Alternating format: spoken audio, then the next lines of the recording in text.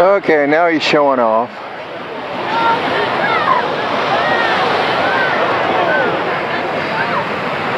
And the beach, this is the more populated part of the beach.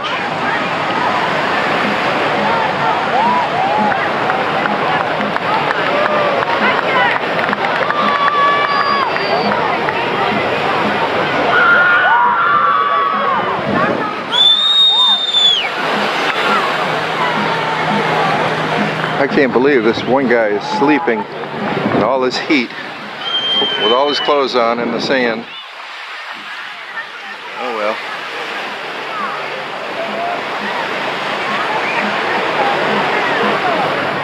I can barely hear the speakers from here. The audio commentary.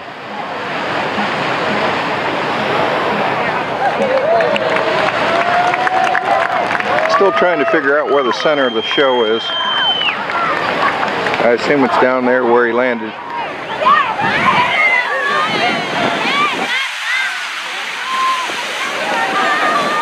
Okay, we got 2 aircraft high-speed pass.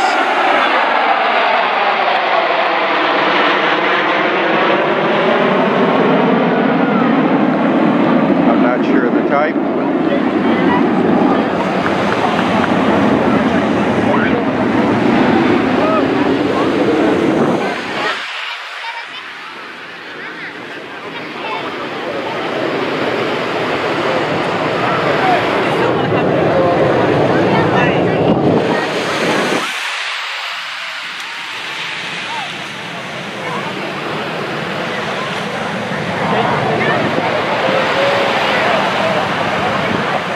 I need to get situated and apply some sunblock, at least to my nose, or I will be suffering later today.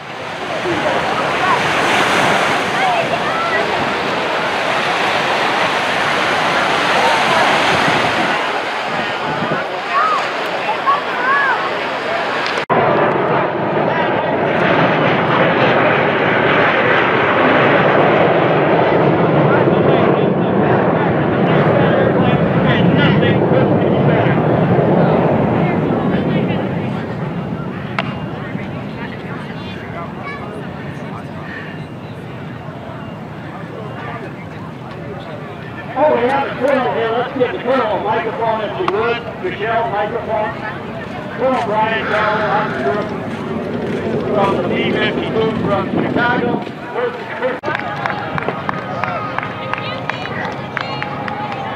Let's let them know the first ever precinct of PSW NRA flag.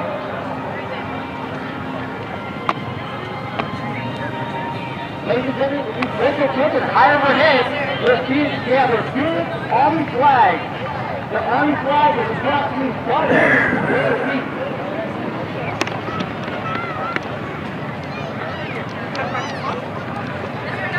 At 1,000 feet. Yes, we're done. Mañana vas así mismo, ¿no?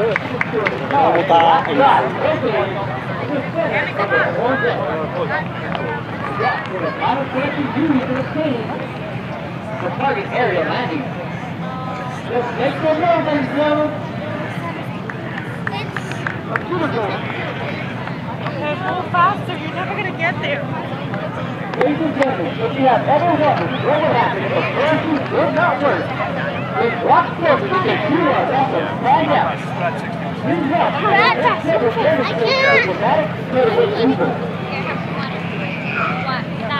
The cameras out there. Cameras on. This everyone see crazy camera cruising going away. You have a response station right higher than cover, and you will get the cause of malfunction. Please, You have to hold my hand. This is a demonstration of a failed chute recovery. Wow. He didn't pull it out until he almost hit the water. I don't have a good view of the water that way.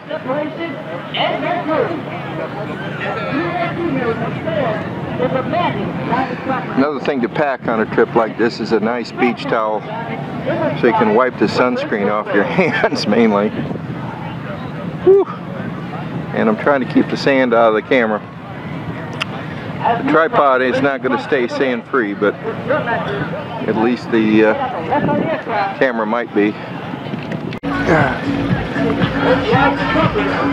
Tripod's not doing me much good today.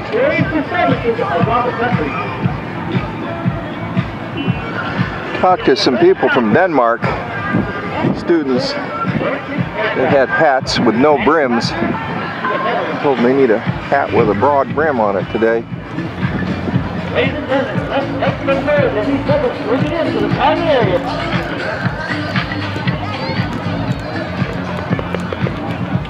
Once again, ladies and gentlemen, please lift your attention high overhead.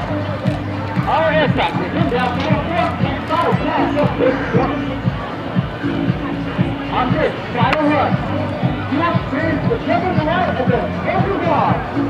As a leader, take place in this direction. The left one, the right one, and the shot fires. See on his units to plant a wide gather in the sky with their truck there. This safety man has a very free ball, and Subaru must rely on head off river working his station. And I got his feet still very large, swiveling. The weakness of the shot fire, the movement with a tight, guided order.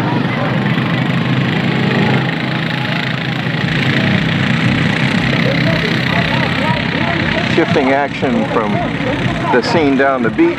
We've got some aircraft at high altitude doing something. 5,000 feet. They're at 5,000 feet and they're splitting up.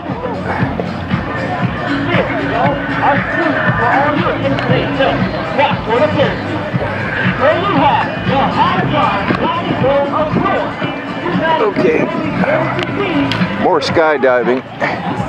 Go to Clewiston any weekend and see the same thing pretty much. Clewiston, Florida is a great place to learn to skydive. Clewiston. They've got a long history of teaching skydiving there.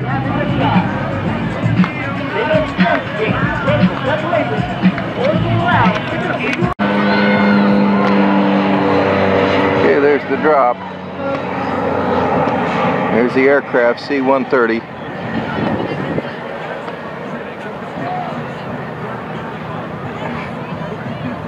Small boat is 3,003.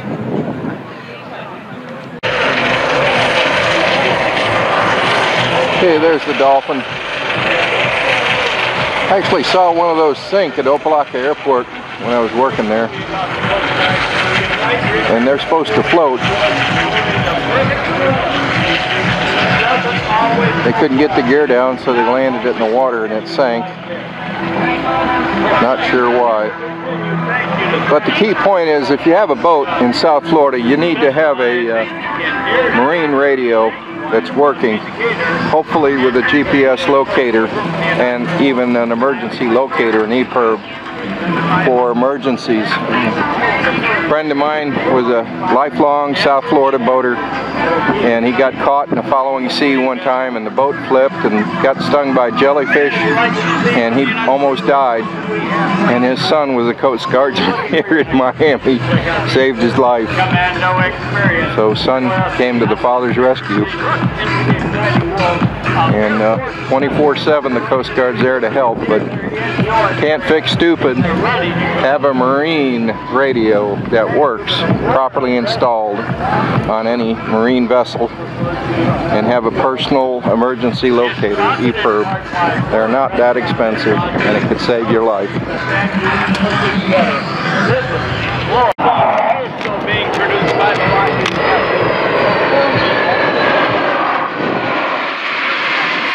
Those are F-16s.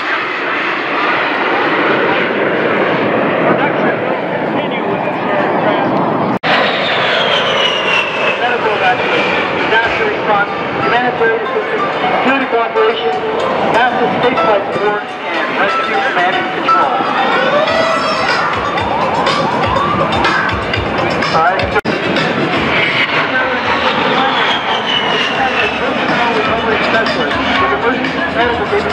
Humanitarian and combat environment. They deploy in any available manner to include Air Land Sea, which is what we're seeing today, and to sensitive environments to authenticate, extract, treat, stabilize, and evacuate injured personnel while acting as any remaining recovery work. And rescue and recovery support for NASA and conduct other operations as necessary.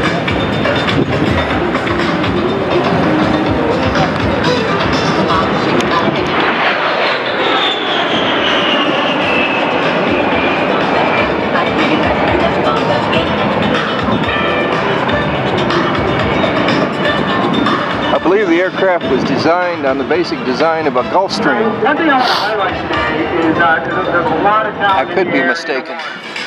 We are all out here armed reservists. The 920th Rescue Wing, along with our other squad. But this is the way we train. We train so no matter what, no matter where we go, we have the tactics and the training to meet up.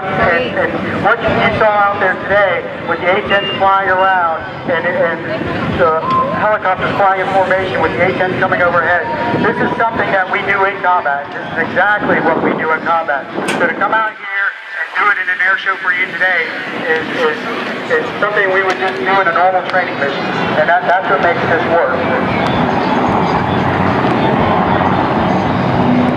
All right, these crews are from your hometown.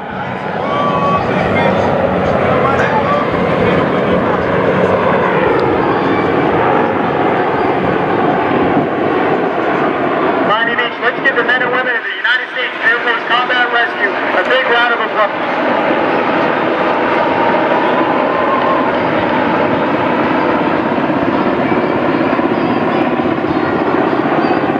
Coming from your left are the A-10s from Whiteman Air Force Base, Missouri.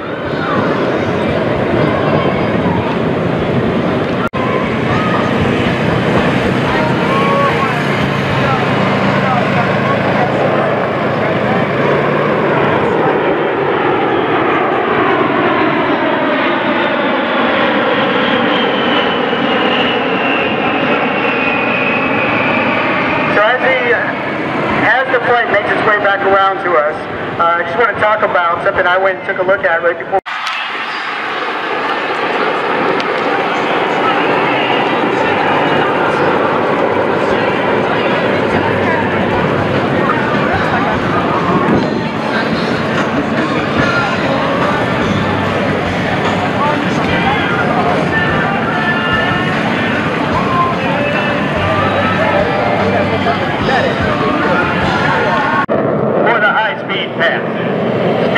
Whether it's high or low, the FA-18 Hornet can do it.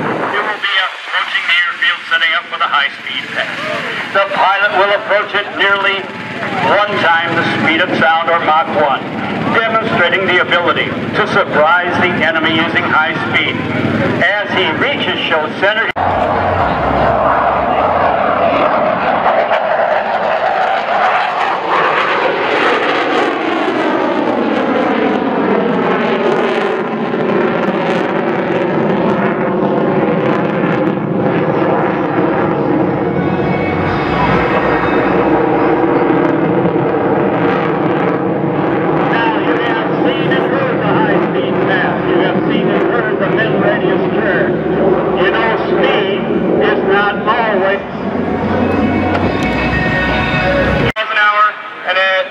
approaching show center, he'll be down at about 110 miles an hour, significantly slower.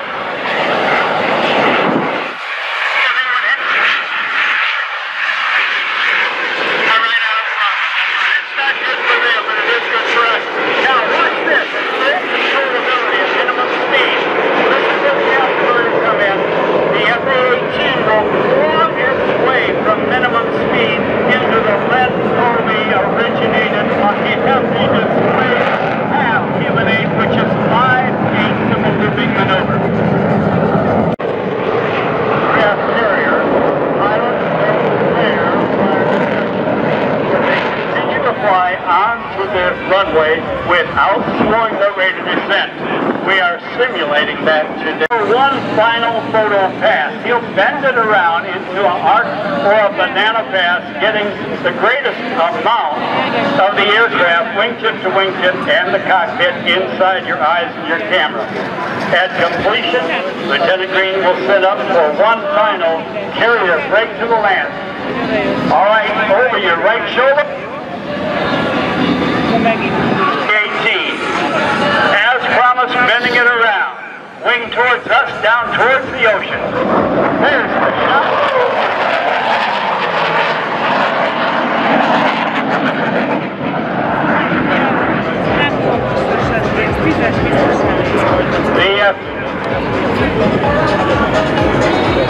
It's one that is regularly used to establish a dominant officer presence and effective stop of the suspect vessel. The Midnights and the Blackhawk provide enough motivation for the suspect to stop, and if not, disable the rifle operators stand at the ready to disable the vessel's power plants. There's nowhere to run, and definitely nowhere to hide.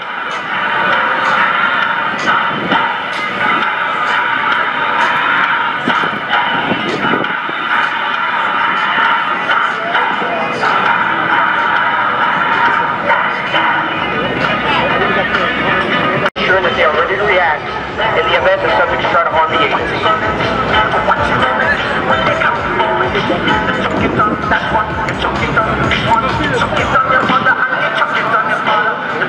Vessels will be searched, secured, and all subjects on board will be apprehended. Now that both vessels are in custody, the team transports the vessels and the smugglers to adjustment.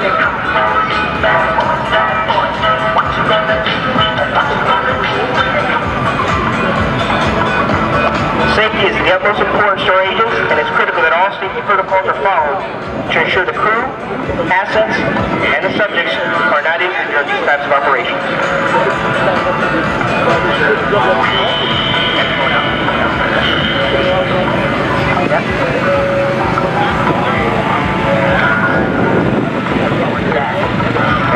You could have that.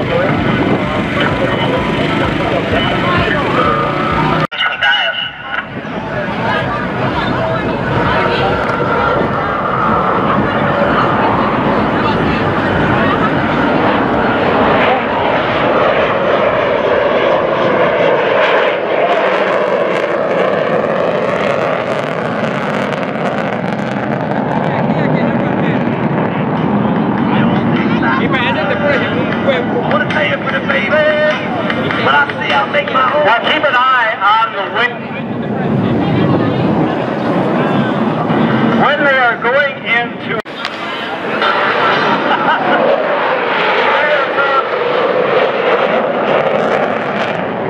airline by the National Aeronautic Association recognizing this airplane, the B-1B, for completing one of the 10 most memorable, say it right, record flights for 1994, active during Operation Desert Fox. Now, we've got the bombers, two of which you have seen so far. Hey, get ready, because we saw the slow speed pass. We saw the high speed pass for the wings full aft at their 67.5-degree sweep position. Now we're going to see probably a zoom climb from the B-1 Lovely Lancer. spectator It was number built 3. by the Rockwell Company.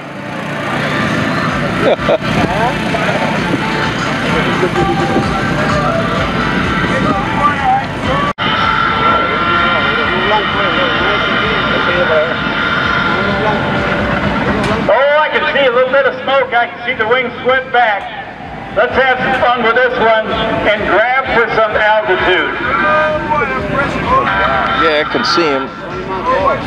The second part of our miracle over Miami Beach. Top Gun fighters and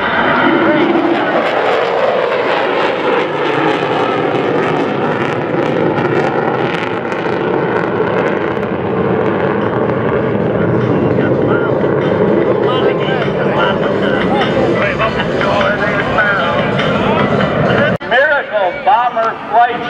You don't see this. You don't see it anywhere, but it's happening in Miami Beach. B-52. This is our solution. Get a load of this airplane. Not only is the airplane much older than the crews on board, it is much older than the fathers and mothers of the crew members on board. All right, we have on board a big crew compared to the other bombers.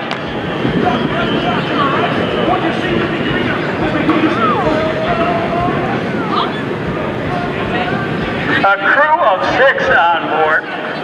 The pilot, the co-pilot, the navigator, the radar navigator, the electronic warfare officer, and a gunner that used to be in a lonely position back in the tail, but was moved up with the rest of the crew and operates the tail guns remotely. If you enjoy this airplane and its longevity, there's some fun I want you to have.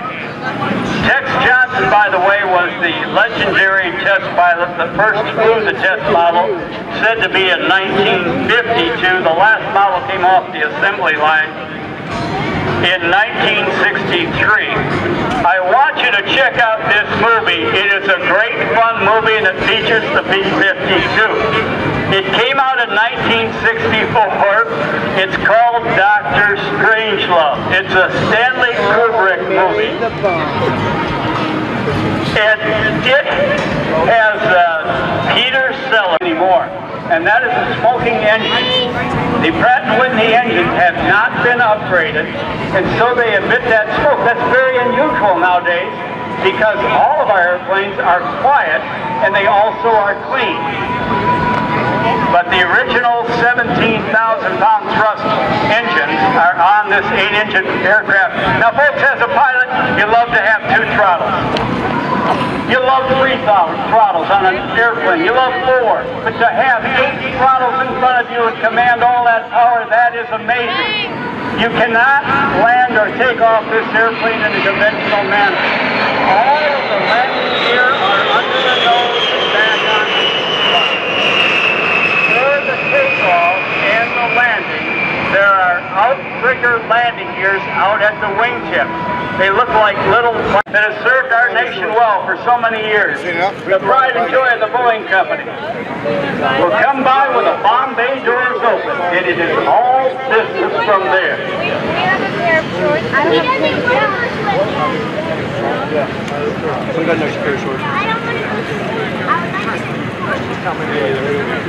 In addition, we'll survey the ocean when needed to and cover a tremendous amount of square miles of ocean control.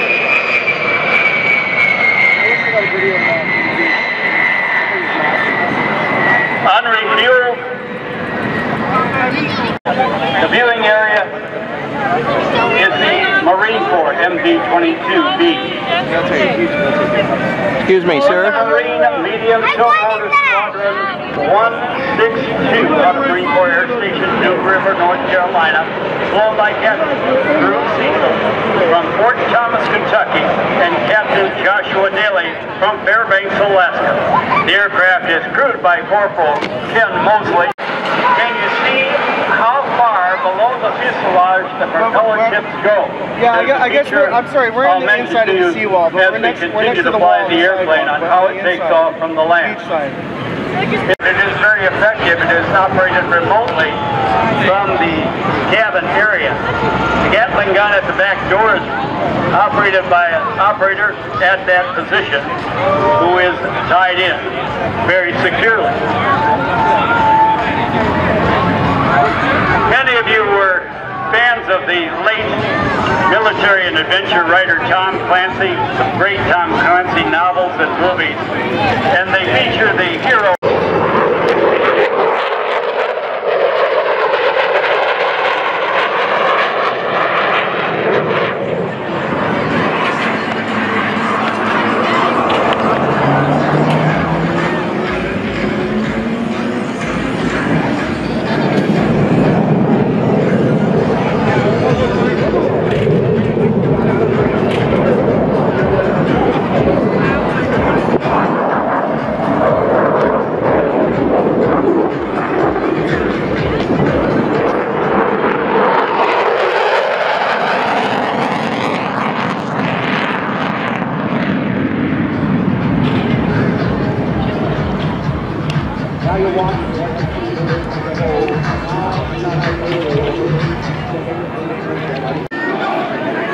about the time it gets really quiet at an air show, somebody comes behind you at Mach.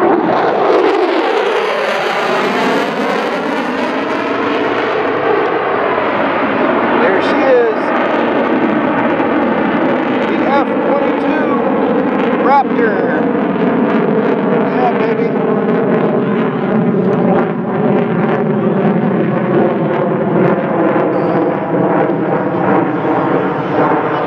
The ceiling on that aircraft's probably so high we never see it.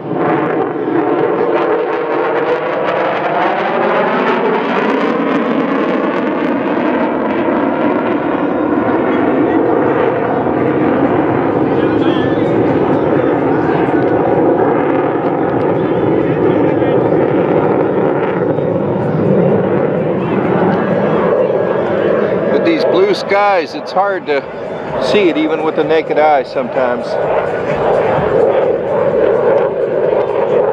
Here he comes again.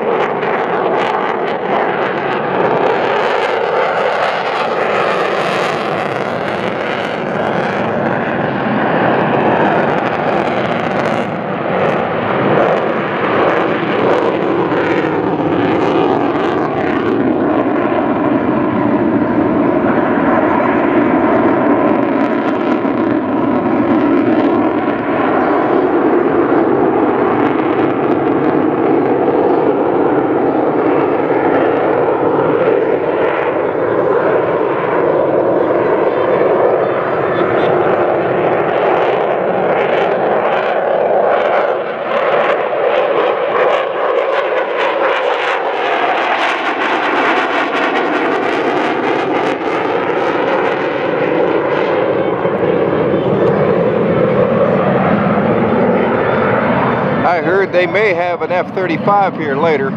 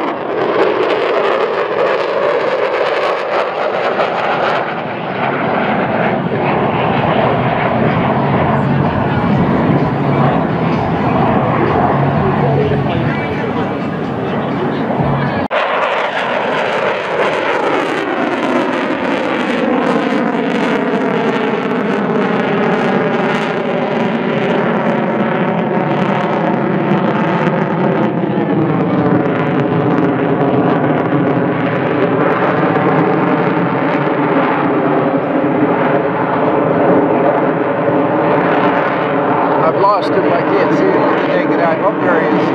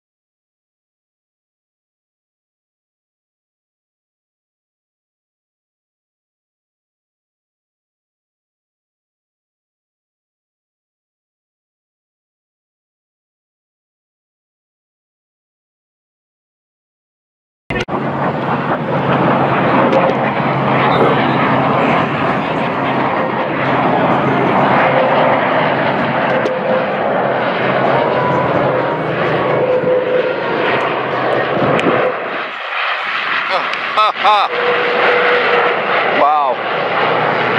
We got an F, I don't know, F-22, F-18, or in conventional aircraft, like a B-50, like a Mustang,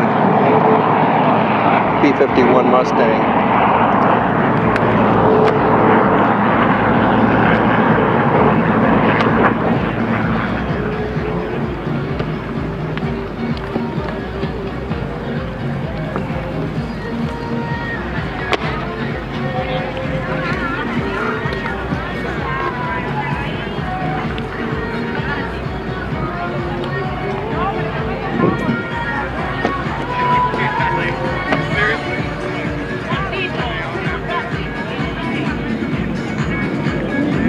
I'd pause the camera, but about the time I do hit pause, aircraft coming from another direction. I hear them behind me, and I'm not sure where they're coming from. Maybe to the north.